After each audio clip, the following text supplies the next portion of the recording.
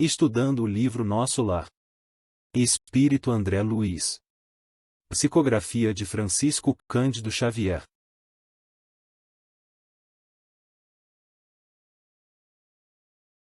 Considerações iniciais. Esse capítulo é maravilhoso porque ele tira as ilusões da gente. Nesse capítulo, nós vamos aprender a identificar os heróis e as heroínas de verdade. Os heróis e as heroínas de verdade não são os que são aplaudidos aqui na Terra não, aqui vamos tomar um banho de realidade, mas não estamos aqui para julgar, nós estamos aqui para aprender. E para aprender, vamos ver aqui, pois vocês acham que o Tobias vai julgar? Vocês acham que o Tobias está aqui para condenar alguém? Vocês acham que o ministro Genésio quando vai nas câmaras de retificação ele fica julgando? Apontando o defeito? Não, eles estão aqui para trabalhar, para ajudar, eles estão aqui para contribuir para a melhoria desses espíritos, eles estão trabalhando aqui com todo amor, compaixão, misericórdia, caridade e amor. Porque só educa quem ama e só ajuda quem ama. Quem julga não ajuda nada, quem fica apontando o dedo, não ajuda nada, não contribui em nada. Nunca vi alguém que aponta o dedo ajudar nada, não ajuda e muitas vezes atrapalha, então vemos que nas câmaras de retificação estão trabalhando, não julgando, estão trabalhando pessoas amorosas, médicas, médicos, enfermeiras, enfermeiros, colaboradoras e colaboradores que ao invés de ficar julgando e apontando o dedo, agem com amor para recuperar. Isso é importante ser dito e nós estamos aqui lendo esse capítulo para despertar o amor em nós, para despertar nossa misericórdia, para despertar nossa compaixão. Capítulo 27. O trabalho, enfim. Nunca poderia imaginar o quadro que se desenhava agora aos meus olhos. Não era bem um hospital de sangue, nem um instituto de tratamento normal da saúde orgânica. Era uma série de câmaras vastas ligadas entre si e repletas de verdadeiros despojos humanos. Singular vozerio pairava no ar. Gemidos, soluços, frases dolorosas pronunciadas a esmo. Rostos escaveirados, mãos esqueléticas, faces monstruosas deixavam transparecer terrível miséria espiritual. Que cena forte, vejam como que um espírito pode se degradar moralmente, vejam isso, a aparência dos espíritos era quase de caveira, miséria espiritual. Verdadeiras cenas de horror, então as câmaras de retificação mais se parecem com o ambiente de penitenciária do que de hospital. Assim, vimos a cena de horror, parece filme de terror, e aí alguém vai perguntar, mas como que pode acontecer isso? O pensamento do próprio Espírito, é o próprio Espírito que está fazendo isso. É dele, é ele mesmo, não é ninguém que chegou lá e transformou esses espíritos em rostos de cadáver, em mãos de esqueleto, em faces monstruosas, não foi ninguém, foi a própria pessoa que fez isso com ela. Mas, aí perguntamos, mas quando isso vai acabar? Quando o Espírito quiser, quando ele mudar o pensamento dele, por isso que é difícil. É o que Einstein dizia. É mais fácil romper um átomo do que mudar o pensamento de uma pessoa difícil, é difícil demais se mudar o modo de pensar de uma pessoa, por isso que é desafiador, e a maioria está nesse sofrimento, mas está com uma má vontade para modificar. Tão angustiosas foram minhas primeiras impressões que procurei os recursos da prece para não fraquejar. Tobias, imperturbável, chamou velha servidora que acudiu atenciosamente. Vejo poucos auxiliares, disse admirado. Que aconteceu? O ministro Fracos esclareceu a velhinha em tom respeitoso. Determinou que a maioria acompanhasse os samaritanos para os serviços de hoje nas regiões do umbral. Há que multiplicar energias, tornou ele sereno. Não temos tempo a perder. Tobias ficou preocupado com a falta de trabalhadores e foi informado que esses auxiliares estavam nos trabalhos dos samaritanos. Mas que samaritanos são esses?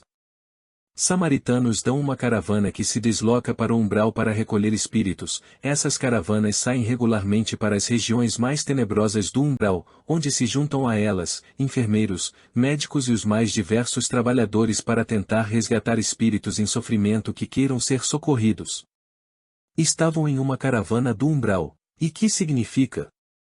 Isso é misericórdia divina, pois ninguém está desamparado, ninguém está abandonado, existe auxílio para todo mundo, mas só pode ser auxiliado quem quer melhorar, quem quer o auxílio, quem quer retificar?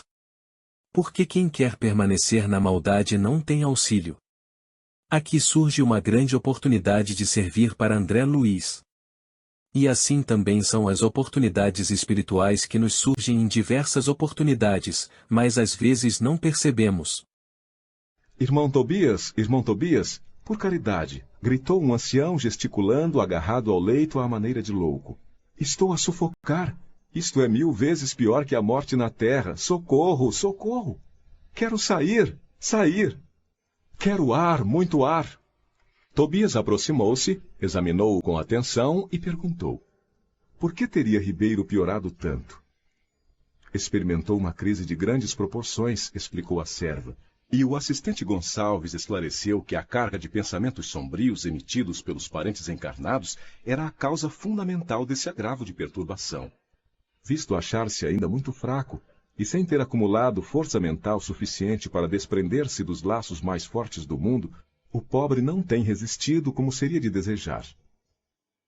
Enquanto o generoso Tobias acariciava a fronte do enfermo, a serviçal prosseguia esclarecendo. Hoje, muito cedo, ele se ausentou sem consentimento nosso, a correr desabaladamente. Gritava que lhe exigiam a presença no lar, que não podia esquecer a esposa e os filhos chorosos. Que era crueldade retê-lo aqui distante do lar. Lourenço e Hermes esforçaram-se por fazê-lo voltar ao leito, mas foi impossível. Deliberei então aplicar alguns passes de prostração. Subtraí-lhe as forças e a motilidade em benefício dele mesmo. Vejam isso, um espírito desencarnado, ele sabe estar desencarnado, ele está falando aqui.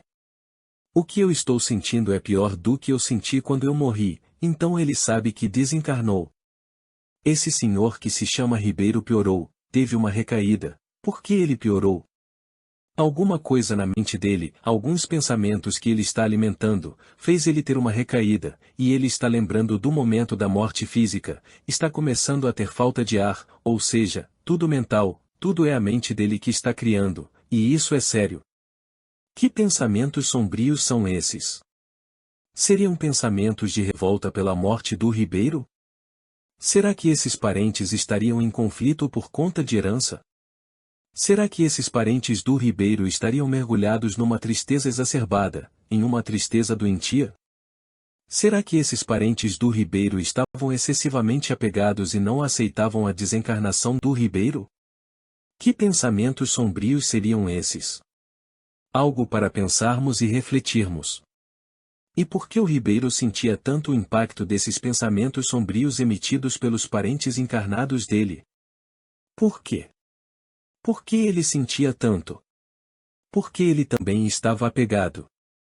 Ele também estava excessivamente apegado à sua vida corporal. Ele não conseguia se adaptar à nova vida. Talvez estivesse com dificuldade para aceitar a própria desencarnação. Talvez, sequer, tinha compreensão, clareza para poder compreender a nova realidade na qual ele se encontrava. Então, tudo isso se soma. Os pensamentos emitidos pelos parentes encarnados se somavam ao despreparo espiritual do Ribeiro.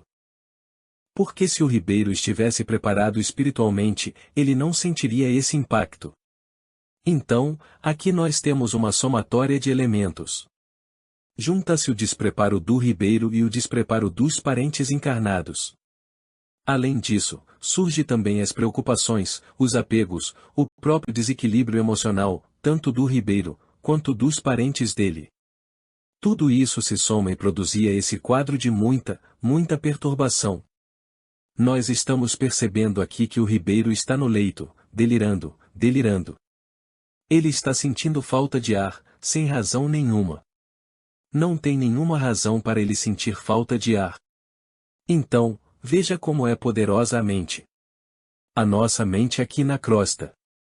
Quando nós estamos encarnados, a nossa mente não produz estresse crônico. A nossa mente não produz ansiedade? Transtorno da ansiedade? Isso não é o sistema imunológico.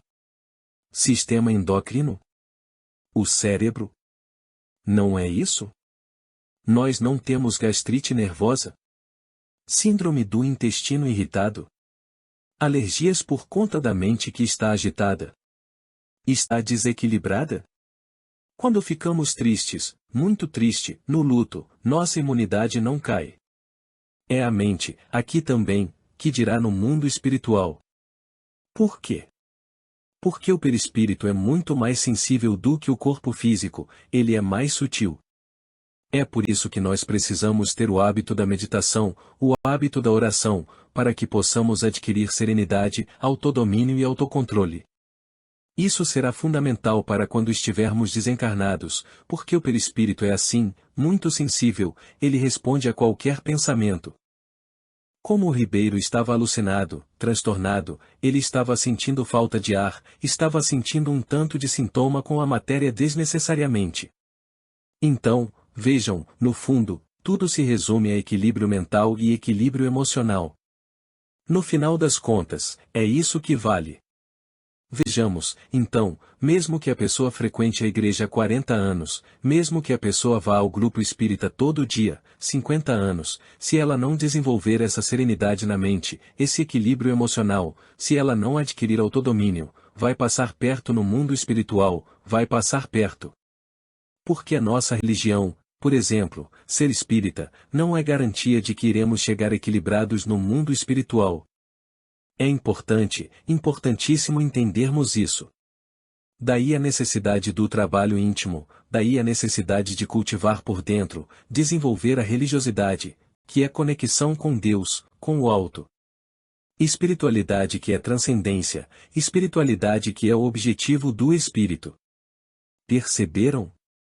Não adianta exterior, práticas exteriores não são imunidade, não vão nos dar um passaporte para chegarmos bem no mundo espiritual. Então, essa é a lição, olha que lição maravilhosa que nós estamos aprendendo. Não é maravilhoso isso?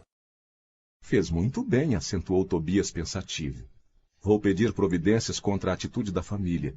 É preciso que ela receba maior bagagem de preocupações para que nos deixe o Ribeiro em paz. Fixei o doente procurando identificar-lhe a expressão íntima, verificando a legítima expressão de um dementado. Ele chamara Tobias como a criança que conhece o benfeitor, mas acusava profundo alinhamento de quanto se dizia a seu respeito. Notando minha admiração, o novo orientador explicou. O pobrezinho permanece na fase de pesadelo em que a alma pouco mais vê e ouve que as aflições próprias. O homem, meu caro, encontra na vida real o que amontoou para si mesmo. Nosso Ribeiro deixou-se empolgar por numerosas ilusões. Nós estamos aqui, estudando essa obra maravilhosa de André Luiz, estamos aqui encarnados, tendo a oportunidade de aprender isso. Olha a dádiva, que oportunidade que nós estamos tendo, todos nós. E quando chegar o nosso momento, nós vamos nos lembrar desses estudos do livro Nosso Lar, da série de André Luiz, e isso vai nos ajudar a retomar o equilíbrio. Vejam, porque nós vamos assimilar esse conhecimento, vamos aplicar, se Deus quiser, não é? Vejamos isso aqui, o que o Tobias está dizendo? Vou pedir providências contra a atitude da família. É preciso que ela receba maior bagagem de preocupações, para que nos deixe o Ribeiro em paz. Assim, temos aqui uma informação muito valiosa. Vejam, a família iria passar por um período difícil, para ela ficar com a mente ocupada, para que a própria família encarnada pudesse se reequilibrar. Então percebam, é exatamente uma lição dura, é uma lição forte. Muitas vezes passamos por umas situações, vêm umas dificuldades, é para focarmos, para conseguirmos focar, não é? É triste, mas é um recurso, às vezes o remédio é amargo. Muitos deixam-se empolgar por numerosas ilusões. Por quê? O encarnado vive como se não fosse imortal. Vive como se fosse apenas um organismo biológico. Vive afogado nos seus vícios, vícios de toda a ordem. Vive mergulhado na futilidade. Isso é sério. Isso é muito sério. A encarnação é um desafio, porque nós corremos o risco de sermos tragados pela futilidade, pelo desperdício das horas, pelas atrações da vida corporal. E aí, é claro, estamos falando aqui de excessos. Se estamos encarnados, devemos viver como um encarnado, não é mesmo? Mas, não precisa mergulhar na ilusão. São coisas diferentes. Ninguém precisa fazer como o Ribeiro se empolgar por numerosas ilusões. Agora, vejam que interessante essa linguagem do Tobias. Por que ele usa a palavra empolgar? Porque empolgação reflete o quê? Um aspecto emocional. A pessoa fica emocionalmente apegada às ilusões dela. Ela vibra com a ilusão. Ou ela brinca com o fogo. E quando percebe, se queimou. Então, é esse o sentido. Assim, precisamos de discernimento, precisamos de equilíbrio. Estamos encarnados, temos que viver como encarnado, não é isso? Está também lá no Evangelho segundo o Espiritismo, no capítulo Sede Perfeitos.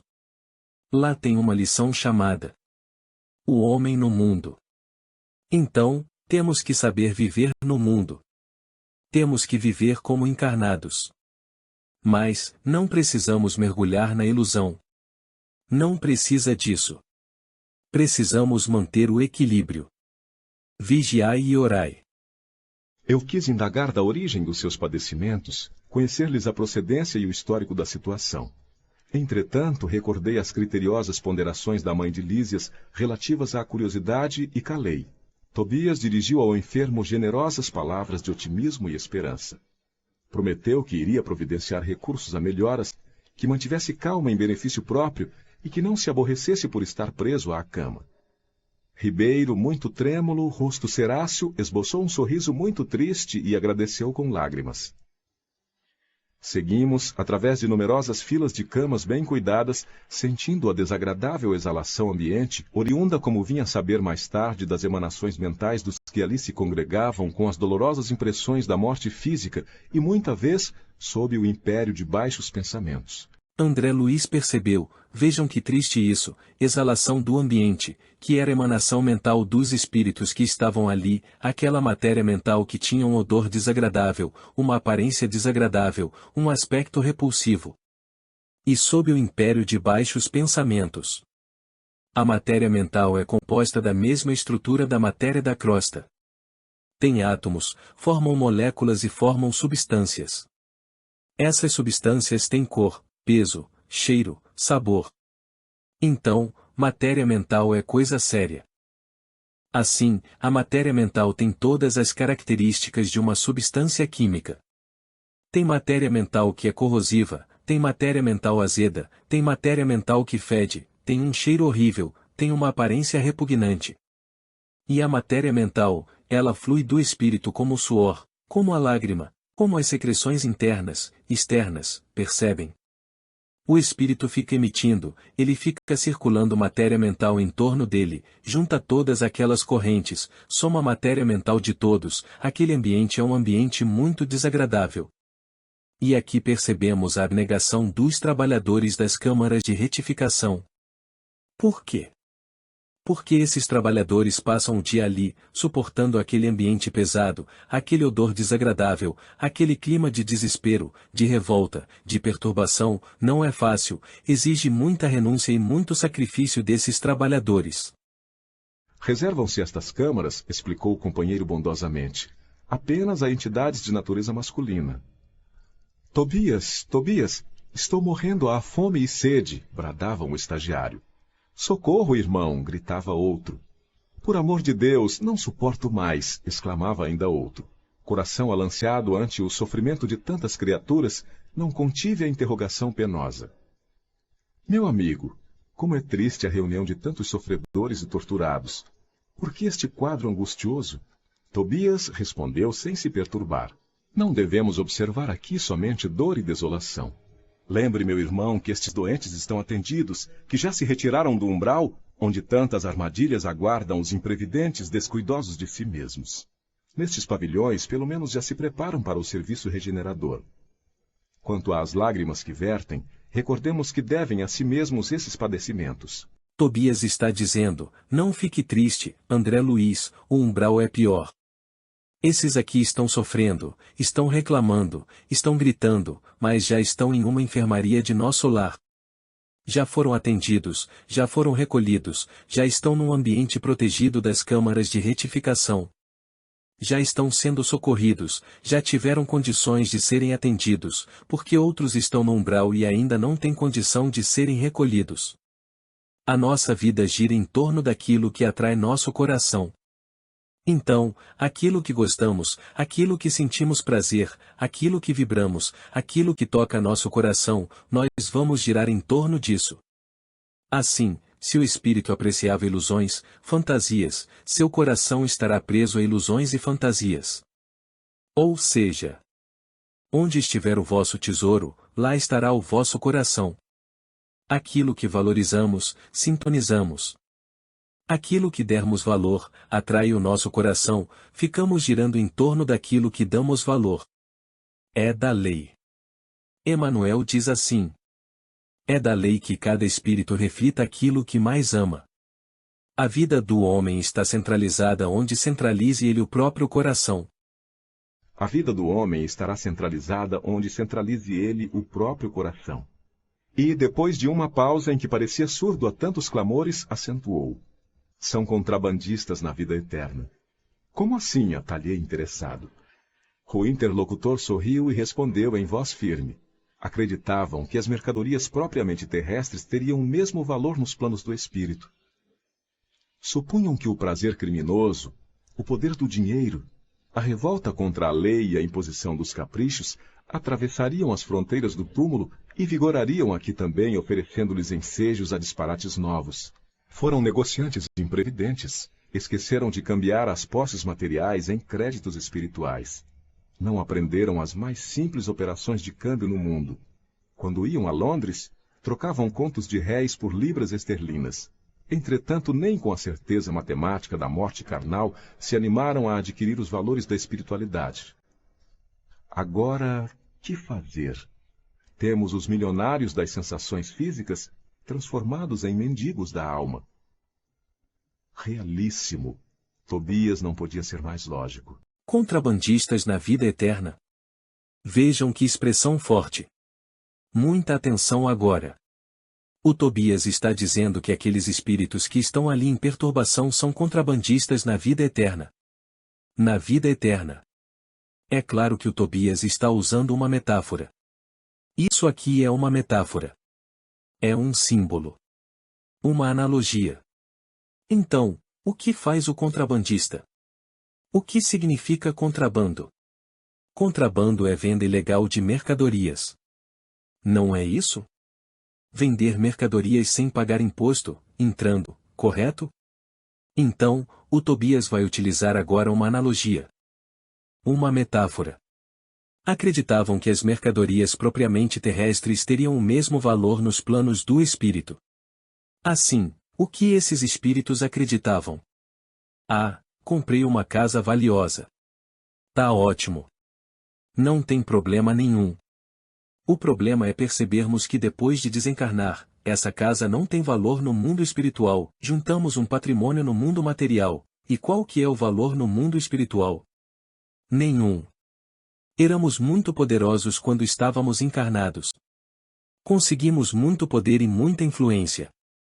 Chegamos no mundo espiritual e o que vale o seu poder, o seu cargo? Nada. Ah, mas eu era muito bonito, muito bonita, muito atraente. Qual o valor que isso tem no mundo espiritual? Nenhum. Até porque toda a sua beleza ficou lá no corpo que morreu. Perceberam? Então, o que o Tobias está nos advertindo? Não tem problema nenhum você viver. Aliás, nós temos uma lição na obra básica O Evangelho segundo o Espiritismo, tem um capítulo chamado Sede Perfeitos. Nesse capítulo tem um item chamado O Homem no Mundo, e o que os Espíritos dizem. Estamos no mundo, estamos encarnados, e temos que viver de acordo com os costumes do nosso tempo, mas com equilíbrio. O equilíbrio. E qual é o problema aqui dessas pessoas? É que elas acreditavam que bastavam as conquistas do mundo material, que as conquistas do mundo corporal valeriam tudo. E isso é o contrabando que o Tobias está explicando. Perceberam? Então, a pessoa desencarna, e acha que vai chegar no mundo espiritual e vai comprar, vai pagar propina para obter as coisas, a pessoa acha que as posses que ela acumulou aqui ela vai chegar no mundo espiritual e vai comprar posições. Chegou em nosso lar e vai perguntar quanto que custa para comprar um lugar aqui, vou pegar do meu dinheiro que acumulei lá na terra e vou comprar. Aí vai receber a seguinte informação: o dinheiro que você acumulou na terra não vale nada aqui. Nossa! Então o que tenho que fazer aqui? Tem que trabalhar e evoluir. Perceberam? Acreditavam que as mercadorias propriamente terrestres teriam valor no plano do espírito, supunham que o prazer criminoso, o poder do dinheiro, a revolta contra a lei e a imposição dos caprichos, vigorariam no mundo espiritual. Resumindo, o que o Tobias está dizendo aqui? Os bens materiais são treinamento. Deus permite que nós estejamos aqui encarnados num corpo carnal para que treinemos com os bens materiais. Estamos em um treinamento para operar os bens espirituais. Quem souber usar bem esses patrimônios materiais, o corpo, a beleza, a inteligência, as posses, tudo isso. Quem souber usar bem isso para auxiliar o semelhante, saberá utilizar os bens espirituais. Por quê? Porque aquele que é fiel no pouco é fiel no muito. O que é o pouco? O pouco são os bens materiais. O que é bem material diante das riquezas do espírito? Nada. Mas, se não soubermos usar esses aqui, como vamos aprender a usar os bens maiores da vida? Não vai. Então, saibamos fazer o câmbio. Transformemos a roupa que não usamos na roupa de alguém que precisa. Transformemos aquilo que geramos com nosso trabalho, com nosso esforço, separemos um pouquinho para oferecer para quem não tem. Mas não só isso. Ensinemos, doemos a nossa inteligência, doemos o seu tempo, porque riqueza não é só dinheiro. Riqueza é inteligência, é tempo, é carinho, é atenção, é cuidado. Tudo isso é patrimônio. Ajudemos. Se temos inteligência, façamos a nossa inteligência trabalhar pelo próximo. Usemos tudo o que temos em favor, principalmente de quem está ao nosso redor. Essa é a lição. Meu novo instrutor, após distribuir conforto e esclarecimento a granel, conduziu-me à vasta câmara anexa, em forma de grande enfermaria, notificando: vejamos alguns dos infelizes semi-mortos. Narcisa, a servidora, acompanhava-nos solícita. Abriu-se a porta e quase cambaleei ante surpresa angustiosa. 32 homens de semblante patibular permaneciam inertes em leitos muito baixos, evidenciando apenas leves movimentos de respiração. Fazendo gesto significativo com o indicador, Tobias esclareceu: estes sofredores padecem um sono mais pesado que outros de nossos irmãos ignorantes. Chamamos-lhes crentes negativos. Ao invés de aceitarem o Senhor, eram vassalos intransigentes do egoísmo. Ao invés de crerem na vida, no movimento, no trabalho, admitiam somente o nada, a imobilidade e a vitória do crime. Converteram a experiência humana em constante preparação para um grande sono, e como não tinham qualquer ideia do bem a serviço da coletividade, não há outro recurso senão dormirem longos anos em pesadelos sinistros. Agora, Tobias vai mostrar esses doentes para que André Luiz possa constatar com os próprios olhos essa realidade. E para nós também. E aqui também é a primeira vez que aparece o nome dessa alma maravilhosa, a enfermeira Narcisa. Guardem esse nome. Porque nós vamos ter lições maravilhosas. Essa senhora que trabalha nas câmaras de retificação, essa enfermeira que está conversando com Tobias. Tobias é superior hierárquico dela. Então, essa senhora, essa enfermeira, é a Narcisa. E vamos ver o papel que ela vai ter na vida de André Luiz. Mas, isso são cenas dos próximos capítulos. Vejam bem, 32 homens inertes, parecendo mortos-vivos. Só dava para perceber uma leve respiração. Olhem isso, escravos do egoísmo. Eles estão ali, tendo pesadelo, não acordam. Porque acreditaram que a vida era só a vida corporal. Esses espíritos que estão aqui, estão em um movimento psíquico. E os técnicos espirituais, as médicas, os médicos, os enfermeiros, as enfermeiras, eles sabem quando há um progresso mental. Para nós está parecendo que eles estão dormindo catatônicos, mas para o olhar de um especialista, não. Tem vida mental ali, tanto que eles estão dormindo e tendo pesadelo. Tem movimento, a mente não para. Não conseguia externar meu espanto. Muito cuidadoso, Tobias começou a aplicar passes de fortalecimento sob meus olhos atônitos. Fim da operação nos 2 primeiros, começaram ambos a expelir negra substância pela boca, espécie de vômito escuro e viscoso, com terríveis emanações cadavéricas. São fluidos venenosos que segregam, explicou Tobias muito calmo. Narcisa fazia o possível por atender prontamente à tarefa de limpeza, mas debalde. Grande número deles deixava escapar a mesma substância negra e fétida. Foi então que instintivamente me agarrei aos petrechos de higiene e lancei-me ao trabalho com ardor. Vejam isso. Espécie de vômito, escuro e viscoso, com terríveis emanações cadavéricas. Parecia filme de terror. Tobias aplicou passes e eles começaram a expelir esse líquido viscoso, escuro, cadavérico. Que fluido é esse? Pensamento. Exatamente. Que tipo de pensamento? É só pensamento malévolo. É só pensamento de culpa do mal que eles causaram, do mal que eles fizeram aos outros, das coisas ruins que eles ficam pensando. Matéria mental. Agora, precisamos falar uma coisa. Ódio, inveja, despeito, mágoa, ruindade, maldade, covardia, violência. E aí perguntamos, o encarnado também solta esse fluido? Sim. Só que não vemos. É por isso que às vezes falamos: nossa, essa pessoa tem uma energia pesada. Isso é também a matéria mental. Tem odor, tem cheiro, tem cor. Tem tudo. É uma matéria, é uma substância química. Algumas são ácidas. Perceberam? Percebam que coisa maravilhosa, André Luiz viu a Narcisa e ele ficou tão tocado que começou a ajudar a limpar.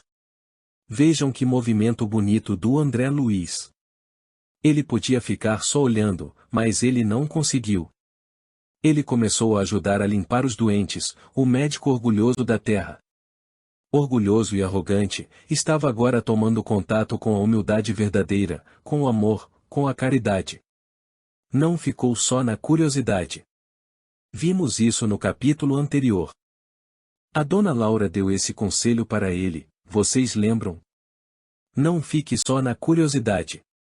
A pessoa só aprende de verdade quando ela põe a mão na massa. Se não fizermos, não aprendemos. Ficar só xeretando. Ficar só bisbilhotando. Como fiscais do trabalho dos outros. Para aprender, não basta só olhar. Para aprender, é preciso contribuir.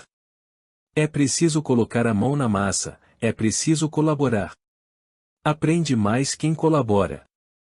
Aprende mais quem ajuda. A servidora parecia contente com o auxílio humilde do novo irmão, ao passo que Tobias me dispensava olhares satisfeitos e agradecidos. O serviço continuou por todo o dia, custando-me abençoado suor. E nenhum amigo do mundo poderia avaliar a alegria sublime do médico que recomeçava a educação de si mesmo na enfermagem rudimentar. A servidora parecia contente e humilde. Que coisa linda! E continuamos aprendendo. Assim, ele ficou o dia inteiro ajudando a cuidar dos doentes. O dia inteiro trabalhando. Cansou, suou. Porque aqui, é um trabalho de limpar os doentes, limpar aquela substância. Vemos o médico começando do início, desfazendo-se da arrogância, do orgulho, da prepotência, para poder refazer sua vida, a educação de si mesmo. E percebemos claramente que o André Luiz está se transformando. Essa é a verdadeira transformação íntima. Começou a se transformar. E o mais bonito do André Luiz é que ele aplicou o conselho que a dona Laura deu para ele. Porque ele poderia ter ouvido aquele conselho e poderia não ter aplicado. Mas ele aplicou. E vejam, ninguém pediu. A Narcisa não falou. Me ajuda aqui. Não. Ele que se sensibilizou e tomou a iniciativa. Agora, vamos dizer uma coisa para todos. Nós vamos ver mais para frente. Aqui, ele ajudou a enfermeira Narcisa no trabalho dela. E vamos ver como que a vida vai retribuir. Porque vai chegar o dia que a Narcisa vai retribuir esse gesto de amor, esse gesto de cooperação. Ela vai retribuir. E todo mundo aqui vai se emocionar. E vamos aprender uma lei da vida. A lei da cooperação. Ninguém faz nada sozinho. Quando estamos auxiliando, na verdade nós estamos semeando o bem. E o bem vai germinar. O bem vai florescer. O bem vai frutificar. E são esses frutos que vão nos alimentar. O bem que você está semeando hoje é o bem que vai te alimentar no futuro. Aqui percebemos como os espíritos recém-desencarnados que infelizmente não se prepararam para a desencarnação chegam ao mundo espiritual, viveram uma vida exclusivamente biológica, viveram uma vida exclusivamente corporal, desencarnaram demasiadamente apegados à matéria. Emmanuel tem uma expressão muito bonita, ele diz: para aqueles que se afogam na carne, porque quando nós encarnamos, nós fazemos um mergulho no mundo corporal, um mergulho nessa matéria mais densa, que é a matéria da crosta. Todos fazemos esse mergulho, faz parte da encarnação. A verdade é que, segundo Emmanuel, alguns não só mergulham, mas também se afogam, acabam se afogando na matéria densa. Por quê? Porque esquecem da sua presença espiritual, deixam de cultivar o seu espírito imortal, deixam para segundo plano seus interesses espirituais. E então, quando desencarnam, tem uma grande surpresa, porque não se prepararam para a vida no mundo espiritual, não se prepararam para as realidades do espírito, não cultivaram as essenciais espirituais da alma. Isso faz com que esses espíritos recém-chegados da crosta planetária experimentem uma perturbação mental e emocional. Vejam, a perturbação, ela é mental e emocional. Por quê? Porque esses espíritos chegam profundamente apegados à vida material, profundamente apegados aos laços afetivos, despreparados para que a sua mente possa abranger o ambiente espiritual, se quer cogitar um do breve período que é uma existência corporal. Viveram, realmente, absolutamente presos aos interesses puramente materiais, necessitados de equilíbrio. Nós estamos encarnados, mas não podemos esquecer que somos espíritos, precisamos reservar momentos do dia, reservar períodos na semana para que a gente possa cultivar o espírito. Alguns de nós encarnados abusam da riqueza para gerar sofrimento, abusam da beleza, abusam da sexualidade, abusam do poder, abusam da religião, usam a religião para enganar, para explorar, para prejudicar, e essas pessoas quando estavam encarnadas eram consideradas heróis e eram consideradas bem-sucedidas, eram aplaudidas. Algumas foram condecoradas, algumas aqui receberam medalhas, condecorações, mas é como nós falamos, aqui na Terra os valores ainda são outros, os valores aqui da crosta são outros e a pessoa esconde a sua intimidade. Mas, como já falamos aqui, e isso é muito importante frisar, não nos cabe julgamento. Temos que olhar aqui com compaixão. O próprio Mestre nos disse: eu não vim para os sãos, eu vim para os doentes. Vários espíritos chegaram ao limite da dor, estão quase tocando no limite do sofrimento. Mas, aí perguntamos: tem necessidade disso? Não. Mas a pessoa não quis mudar, ela não quis levantar e caminhar para a frente, nós vamos fazer o quê? Temos que respeitar o livre-arbítrio de cada um. Deus não permite tolher o livre-arbítrio de ninguém, e essa é uma lei do universo, ninguém tem autoridade para tolher o livre-arbítrio do outro. Então, o que fazer? Temos que ter compaixão, lastimamos, choramos, temos empatia e ajudamos da melhor forma possível. Mas só a pessoa pode mudar, só ela, ninguém pode mudar por ela, ninguém. Não tem mágica aqui. Se o espírito não quiser, ele fica 1000 anos nessa condição, ele vai ficar o tempo que ele quiser. E isso é o que André Luiz está descrevendo aqui, miséria espiritual. Assim, ficamos tão chocados, e é para ficar mesmo. Com a miséria material já ficamos chocados, mas não existe miséria material que se compare a essa miséria espiritual,